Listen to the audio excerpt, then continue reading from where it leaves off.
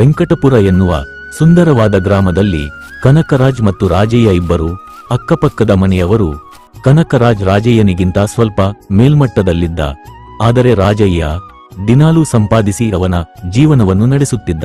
ಹೀಗೆ ಇರುವಾಗ ಒಂದು ದಿನ ಮನೆಯಿಂದ ಈಚೆ ಕುಳಿತುಕೊಂಡಿದ್ದ ಕನಕರಾಜ್, ಏನು ರಾಜಯ್ಯ, ನಿನ್ನೆ ನೋಡಕ್ಕಾಗಿಲ್ಲ, ಎಲ್ಲಿ ಹೋಗಿದ್ದೆ ನೀನು?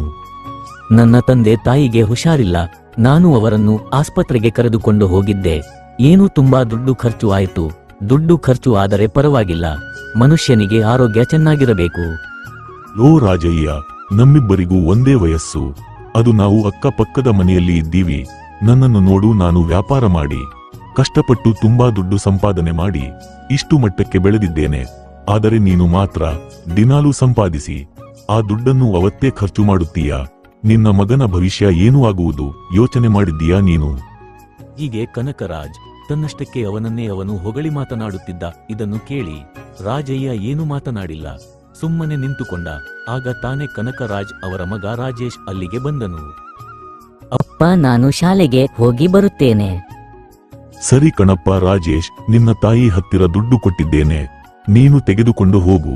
ಮಧ್ಯಾಹ್ನದ ಸಮಯದಲ್ಲಿ ಏನಾದರೂ ತಿಂಡಿ ತೆಗೆದು ತಿಂದಿಕೋ ನೀನು ಎಂದು ಹೇಳಿ ಮಗನನ್ನು ಕಳಿಸಿದ. ಈ ಕಡೆ ರಾಜಯ್ಯ ಅವರ ಮಗಳು ಮಹೇಶ್ವರಿ ಅಲ್ಲಿಗೆ ಬಂದಳು. ಅಪ್ಪ, ನಾನು ಶಾಲೆಗೆ ಹೋಗಿ ಬರುತ್ತೇನೆ ಎಂದು ಹೇಳಿ ಮಹೇಶ್ವರಿ ಅಲ್ಲಿಂದ ಹೊರಟು ಹೋದಳು. ತಕ್ಷಣವೇ ಕನಕರಾಜ್ ಹೀಗೆ ಹೇಳಿದನು, ಲೋ ರಾಜಯ್ಯ, ನೋಡಿದೀಯಾ ನನ್ನ ಮಗನನ್ನು? ನಾನು ಕಾನ್ವೆಂಟ್ನಲ್ಲಿ ಓದಿಸುತ್ತಿದ್ದೇನೆ. ಅವನು ಯಾವ ಪ್ರಶ್ನೆ ಕೇಳಿದರೂ ತಕ್ಷಣವೇ ಉತ್ತರ ಹೇಳುತ್ತಾನೆ.